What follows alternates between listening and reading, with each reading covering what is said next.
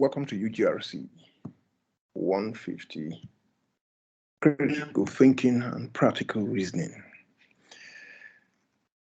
I am guessing that by now you've gone through the process of introduction, and we must have met you and introduced the course, including the course outline. Here we can see a copy of the course outline, UGRC 150, Critical Thinking and Practical Reasoning.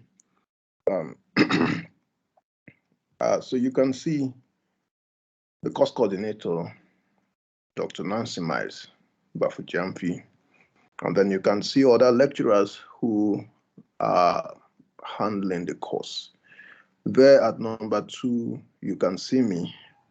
I am Dr. Emmanuel Ani, and I will be assisted by Isaac Johnson and Bernice Abanyega. And so I don't think we need to go through the course outline again. Having gone through it, what I think we should do today is to look at the speech act. And so we're looking at unit 1. These are the slides. We shall be using these summations of the unit. Before we proceed, I would like to say that this course would be largely carried out online. You will be getting your lecture videos through YouTube. And so before we proceed, I would like you to look at my YouTube channel, Dr. Emmanuel, and the YouTube channel, and hit on the subscribe button so that you can get notified of the other lecture videos. Once you have subscribed, then you can get such notifications apart from other notifications we should be sending you. So now let's proceed with the speech act. So what is a speech act? A speech act is an utterance that performs a certain function in language and communication. So any utterance, our utterances are basically speech acts. We perform speech acts when we ask questions, make requests, assert propositions, make judgments, express emotions, and so on. A speech act may be one word, a complete sentence, or an incomplete one. So by now, I guess you would be reasoning that speech acts are basically any utterances that we make. And so what has been done is that all our utterances have been categorized into one kind of speech act or the other. So now let's look at types of speech acts. First of all, we have the interrogative sentence. Interrogative sentences are what we normally call questions. They end in a question mark. The purpose of interrogative sentence is to solicit or require information from someone. Interrogative sentences cannot be true or false. So in summary, an interrogative sentence is simply a question. Our questions are called interrogative sentences in critical thinking. Example. So let's look at these examples. Do you have the keys to the door? How are you doing this morning? What is your name? These are questions. We call them interrogatives or interrogative sentences. Then the second kind of speech act are what we call imperative sentences. Imperatives are sentences spoken to require someone to do something or undertake certain actions. They include commands, instructions, directives, requests, and pleas. A command is used to offer authoritative or dictatorial order for something to be done. An instruction is a direction or order used to guide someone to do something. A directive is an authoritative order used to establish a policy, assign responsibilities, define a set of objectives, and delegate authority to someone to do something. A request is an act of acting politely asking politely or formally for something to be done. A plea is a supplication for a certain kind of action or decision to be taken. Now, so these are all kinds of imperatives, and imperatives, or rather, imperatives are sentences spoken to require someone to do something. When you require someone to do something and you say something in that regard, you have uttered an imperative. And you can see there are various kinds of imperatives. We have commands, instructions, directives. We call them the hard imperatives. And then we have the softer imperatives, such as requests, pleas, supplications. Examples of imperative sentences: clear this desk by tomorrow. Please water the plant. Drive to the junction and turn right. Do not turn over the next page until you are told to do so. Answer only one question from this section. Slow down, men at work. Mom, please tie my shoes. Open your mouth. So we can see both hard and soft imperatives here. Then we have declarative sentences, or we call them declaratives. These are sentences spoken to convey information. They can therefore be true or false. Declarative sentences are spoken to make a statement. They end in a period, which we call full stop. In logic, declarative sentences are called propositions.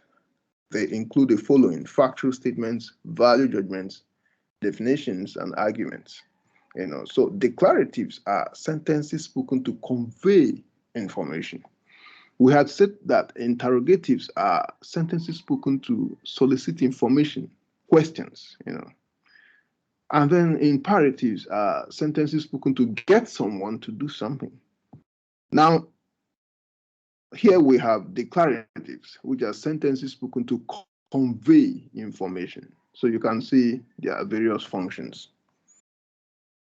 Now, just like we said, we have various kinds of declaratives. We have factual statements, value judgments, definitions, and arguments. Let's look at them one by one. First, we have factual statements. A factual statement, or a statement of fact, is an expression that conveys information about the state of affairs in the external world. It is true if it conveys accurate information about facts, and false if the factual information is incorrect. So examples of factual statements include: grass is green, snow is white. That man is the current provost of the College of Arts and Culture. So factual statements are basically statements that convey information about facts in the external world. About facts or about the external world. And of course, the external world refer to facts. Then we have definitions. Definitions are sentences spoken to convey information about the meaning of a word or words. Examples of definitions include the following. And so you see, definitions are sentences spoken to convey information about the meaning. So the function of definitions is to convey information about meaning of things. So example, a lion is a large carnivorous feline mammal of Africa and Northwest India, having a short tawny tail, a tufted tail, and in the male, a heavy mane around the neck and shoulders. Or a bed is a piece of furniture upon which or within which a person sleeps, rests, or stays when not well. So these are definitions. They are sentences spoken to convey information about the meaning of what they are referring to. Then we have value judgments. A value judgment or statement is a claim about something's moral, practical, or an aesthetic value or suitability. Value judgments do not describe the world like factual statements do. Rather, value judgments prescribe certain attitudes and behaviors towards the world. So value judgments are concerned with prescribing how the world ought to be rather than describing how the world actually is. So you can see that a value statement is different from a factual statement. Factual statements describe facts, but value statements are not describing facts. They are prescribing standards, And so factual statements refer to what is, but value statements refer to what should be, what ought to be, rather than what is. So you can see some examples here. Example, that is right, that is wrong. Michael is a good man. Jezebel has no conscience. These are all statements about values that people have, what people think is good or bad, or what people think ought to be or ought not to be. You know, that's what value statements are all about. You know, so you can regard them somewhat as opposites of factual statements. So let's look at two types of value judgments. We have two types of value judgments: moral and non-moral value judgments. Moral value judgments are claims about something's moral suitability or otherwise. Examples of moral value judgment include abortion is evil, do not commit adultery, do not insult your spouse. And examples of non-moral value judgments are claims about something's practical or aesthetic suitability or value. You know, so the moral value judgments have to do with moral values. You know, um, things that are supposed to be good or evil and right or wrong and so forth. But the non-moral value judgments are things that have to do with not good or bad or things like that, but uh, aesthetic or utility values, things that have to do with efficiency, beauty, durability. Those are non-moral values. Example, now, Ofori is an excellent student. That shirt is too tight on you. That car is beautiful. These are non-moral values. Excellence is a non-moral value. Being too tight or being too loose is a non-moral value. Being beautiful is a non-moral value. So non-moral values refer to aesthetic, utilitarian values, and so forth. But the moral values refer to values of right and wrong, good or bad, and so forth. Then we have emotive expressions. These are sentences that express feelings. Emotive expressions, they show strong feeling. Those that show strong feeling may often end in exclamation mark. But this is not always the case for all emotive expressions. So examples of emotive expressions include, I love that guy. I hate how she dresses. We hope you win in a tournament. Hallelujah. So emotive expressions are sentences that express feelings. They are not. They are usually not logical sentences. We don't attribute logic to them. You know, they are just about feelings. I love that guy. I hate how she dresses. You can see there's no logic there. What you see there is just a feeling. We hope you win the tournament. We hope to win a tournament. That's not a logical statement. That's just an expression of a feeling of hope. You know, hallelujah. Hallelujah is one word expressing a certain feeling. You know. Then we have sentence fragments. Sentence fragments are incomplete sentences lacking either noun or verb. Sometimes sentence fragments act as signposts to show direction or to advertise a product. Examples of sentence fragments include the following. Example, Desmond for Parliament, yam with sauce, your dream house. So we say sentence fragments are incomplete sentences lacking either noun or verb. Now let's exercise our brains a little. Rewrite the following emotive expressions as value judgments. What a beautiful lady. Rewrite it as value judgment. So that will be what? A lady or the lady is beautiful. That will be a value judgment. How kind he is. That's an emotive expression. Rewrite it as a value judgment. So as a value judgment, it will be he is kind. What an extremely delightful journey. That's an emotive expression. And to rewrite it as a value judgment, we would say the journey was extremely delightful. Then rewrite the imperative sentences below as interrogative sentences. Shut your mouth up. That's an imperative. So to rewrite it as an interrogative, we will say, will you shut your mouth up? Then we have speak loudly. That's an imperative. convert it to an interrogative. That would be, will you speak loudly? Get up quickly and read your books. An imperative. Convert it to interrogative, it would be, will you get up quickly and read your books? Then rewrite the following interrogative sentences as statements of fact. Is Amma playing football? That's an interrogative. So to rewrite it as a statement of fact, it would be, Amma is playing football. Has he finished his homework? That's an interrogative.